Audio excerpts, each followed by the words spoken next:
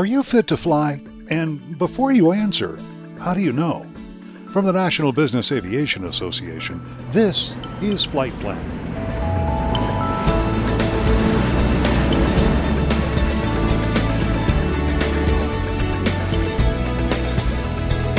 I'm Pete Combs with your trusted source for business aviation news. Fitness for duty is a major theme in the safety circles that surround business aviation, especially given the often unpredictable flight schedules we experience in the cockpit, in the cabin, in the maintenance shop, and in the schedule and dispatch center. Saying you're fit for duty is one thing, but are you? Increasingly, there are ways to find out. Greg Farley is a pilot and safety manager for the John Deere Corporation. He's also a member of the NBAA Safety Committee, where he serves on the Fitness for Duty subcommittee. Dr. Daniel Mollican is CEO of Pulsar Informatics and also a member of the Fitness for Duty subcommittee. Greg, let me start with you. When we talk about fitness for duty, there are some very specific parameters we're including in this conversation. What are some of them? We're trying to make sure that operators and other people in the aviation industry understand the science of fitness for duty, and that's fatigue, mental health, medical concerns, provide them with the tools to measure, and then how to develop operations that reflect this science and operate safely. Daniel Mollican, there are some pretty interesting new innovations for quantifying issues that affect fitness for duty. One such tool is the Pulsar fatigue meter. And there are tools like the fatigue meter, and what the fatigue meter is doing is assessing risk of fatigue-related risk based on the work-rest pattern of the pilots and the workers. And what it essentially does is, given the duty times and flight times, scores every hour on duty with a quantitative objective measure. And the scores go from 1 to 20, or they can go higher, but practically we don't see scores much above 20. And with those scores, higher scores worse, more fatigue, and higher risk of seeing impaired operational performance or an incident. And what you want to do is create a framework within your organization to quantify the risk and to set thresholds and put in place workflows to mitigate fatigue when it's observed above a certain threshold.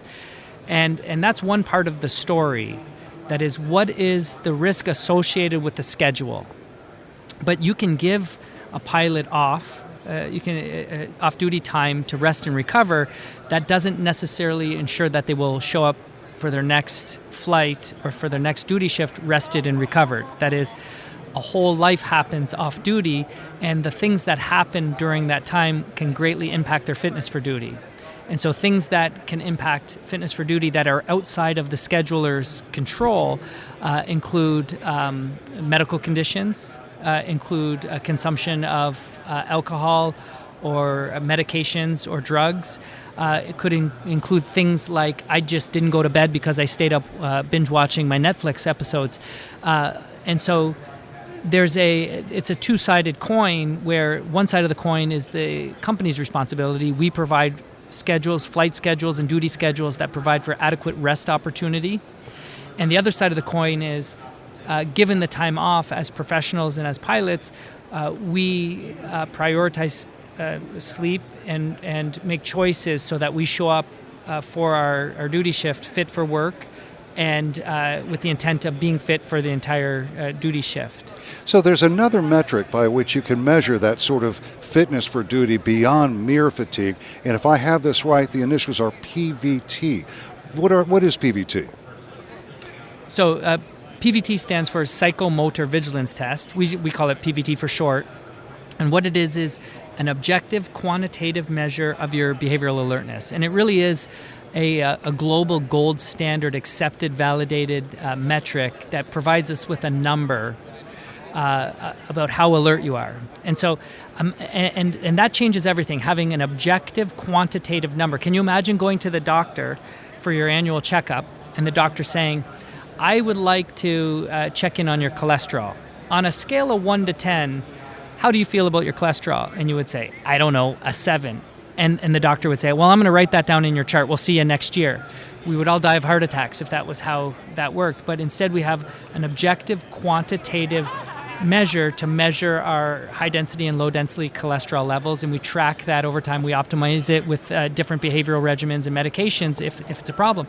And that's an example of a hard, objective, quantitative measure. And once you have that, you have a framework to check in on the status and to change the way you operate to optimize that number and to mitigate any fatigue deficits and or alertness deficits. And so what makes the PVT so special is that there are no learning effects and there are no aptitude effects. That is, it doesn't matter how smart you are or how much education you have, that's not going to impact how well you do on a PVT. It's a measure of how alert you are right now at the time when you're taking the test. And it doesn't matter if it's your first time doing the test or your 1,000th time, you're not going to get better at it. This isn't like Super Mario Kart where, my kids play it and they're really good at it because they play it over and over again. And I'm terrible at it because I don't. That's a practice effect. You're not going to get better at the PVT with each administration. So there's no learning component. It's sort of like the patella reflex. The patella reflex is a test done by the doctor when you go for a checkup, and what they do is they strike the patella tendon just below your knee, and they're looking for that reflex response. And it doesn't matter how much education you have or how smart you are or how much you've practiced that reflex. We don't say to Bob, hey, Bob, we're going out after work. Would you like to join us? And Bob doesn't say, no, I got my patella reflex test tomorrow. I'm going to study up on it because I want to do a good job. None of that's going to help you. It's a test of the status of the health of your neurobiology, and that's why the doctor does that test. And in the same way, that's what makes the PVT so special, is it doesn't suffer from aptitude differences and learning effects. That makes it a very useful measure that's operationally valuable. So if I can, I'd like to go back on Daniel's statements from an operator's perspective.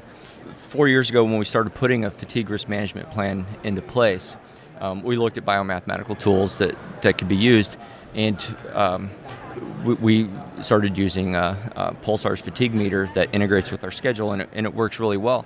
And it was really interesting. The first times we started seeing this data from operating around the world of how we used to say, oh, they're going to get rest because they have this amount of time off or these days. We saw the world in days off. And we couldn't realize how wrong we actually were when we were looking at these around the world trips going, okay, they may have a day off, they don't have sleep.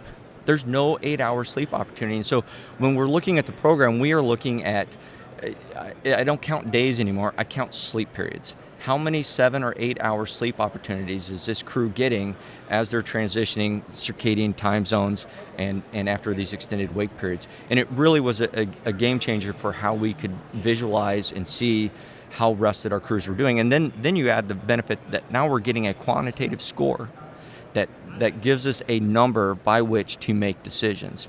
And the way that we use the tool is we don't alter the sleep that is predicted out of the program, because that gives us a more constant number. We could shift it to maybe reflect this pilot and that pilot, but now the score number is no longer consistent across the board. And so now we can make decisions because this trip scores us a 9. We can make decisions, and we can make a consistent decision every time that trip scores a 9. And from my perspective, I'm very excited about the PVTs coming down to be able to be deployed at the flight department level. I think it's the next generation in this.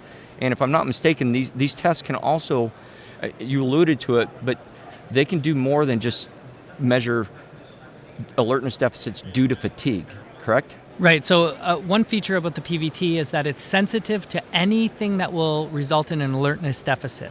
And fatigue is a very important factor or cause that would result in an alertness deficit. But there are other things, medications, like, for instance, over-the-counter allergy medications that have antihistamines, opiates, pain medications, sleep disorders, sleep apnea, can be associated with alertness deficits and would be measurable with the PVT. So there's a lot of ways you can have alertness deficits, and the PVT is sensitive to any of those ways. Including the other two components that we're now going with under the Fitness for Duty working group, which is really making fitness for duty about fatigue, mental health, and medical health, and saying everything else is either a consequence or a contributor of these three facets.